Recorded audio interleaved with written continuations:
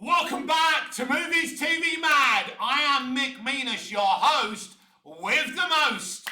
A very warm welcome to Thursday's edition of the DCU Daily.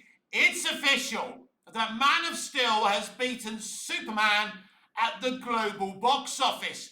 We keep on hearing about domestic, but every business likes to calculate everything they've made all together. That's how it works. If you sell Coca-Cola, if you're Coca-Cola, you want to know how much money you've made altogether, how many units of Coca-Cola you've sold around the world, not domestically. But the Shields and WB will keep on telling us how well Superman has done domestically. And there's no question about it. There's no denying it. Superman has done better than a lot of comic book movies domestically. And I'm happy for the movie, right? That in this country, it's done well. But ultimately, Superman is not a profitable movie. Now, I don't know if Man of Steel was a profitable movie, but what I can tell you is it has made more money. Whether we judge it like for like with today's money or we adjust for inflation, Man of Steel is the most successful movie. Both Superman and Man of Steel had similar A- cinema scores. That means absolutely fuck all to me. And Superman had a better verified critic score than Man of Steel. That means absolutely fucking nothing to me. The reality is, even if Superman did beat Man of Steel globally, if it beat its global box office, it wouldn't change the fact that Man of Steel is a better movie. It's a thinking man's movie. It's stunning to look at. The VFX is much more beautiful than Superman is. There's deep storylines in that movie. And yeah, Man of Steel is better than Superman, and there's no question about it. And at the global box office, Man of Steel is the more successful movie. Now, domestically, Man of Steel made less than Superman, but internationally, Man of Steel made more than Superman. And that's the reality. That's why all these bot accounts, all these DC accounts that just seem to come out of nowhere when Gump announced he was making Superman and he was co-CEO of DC Studios, they just came from nowhere. They are basically studio-owned bot accounts. Make no mistake about it. And they're focusing on the domestic box office. This is not just a joke, kind of, with Snyder fans, the domestic thing, but now people like Gary from Nerdrotic are also in on the fucking gag, and you don't want them kind of making fun of you. But that's what's happening. You know, people keep going on about domestic. But ultimately, as I said on the top of the show, it only matters what you've brought in, all in all. And the reality is that Superman is not a profitable movie. Now, a former CEO of Warner Brothers said many months ago that Man of Steel and Batman vs. Superman were actually profitable movies for WB. And so, if that's the case, not only did Man of Steel finish on a higher global box office than Superman, it was profitable when Superman wasn't. But, as I say, none of that matters to me because Man of Steel is the better Superman movie. Man of Steel is the best 21st century Superman movie adaptation. There is no question about it. If you look at Superman Returns, if you look at Man of Steel, if you look at BVS, which I think is a really good, in terms of Superman's role in the film, a really brilliant adaptation of that character along with Batman. But if we're talking about a solo Superman movie in the 21st century, Man of Steel is the best we've ever had. And now it's official. As we are now coming near the end of the Superman theatrical run, the Man of Steel made more money globally than Superman. and comparing, and what they're doing, these bots and, WB, they're comparing the domestic for Superman with Jurassic World Rebirth, which apparently Superman has made more. Apparently has beaten the Batman domestically. But none of this matters because the Batman made 770 and Superman will barely creep up to $600 million, right? So altogether, Jurassic World Rebirth has made more. All that matters. Man of Steel, altogether globally, has made more. The Batman, altogether globally, has made more. So you can bore on about domestic as much as you want.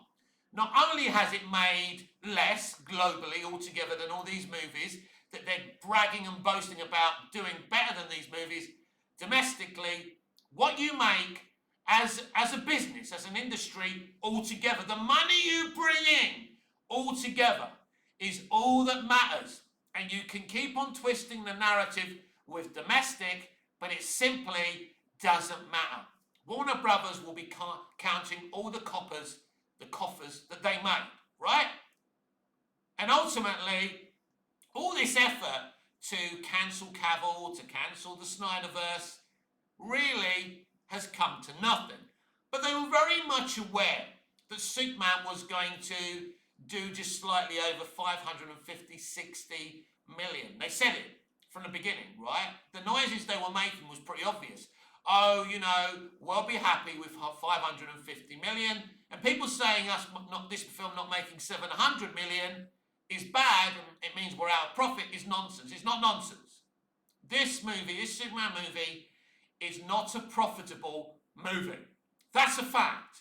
And again, I hear these WB bot accounts saying it's 550 million now. Anything they make now is a profit. That is absolute nonsense. This film needed to cross 700 million to break even and start creeping over a profit. And the reason it needed this type of money, and let me do the mathematics quickly for you, is they share the profits with the theatres, right? They spent 130 million, maybe even more than that, on marketing. They claim they spent 225 million on the production budget. I think it's more, but never mind. It's like F1. It's done really well for Apple and WB theatrically, over 500 million. But like Superman, the budget was astronomical for F1. F1's a great movie. F1 made money for Apple and WB, but ultimately the outlay was so much there's no profit. Because here's the problem with New Hollywood.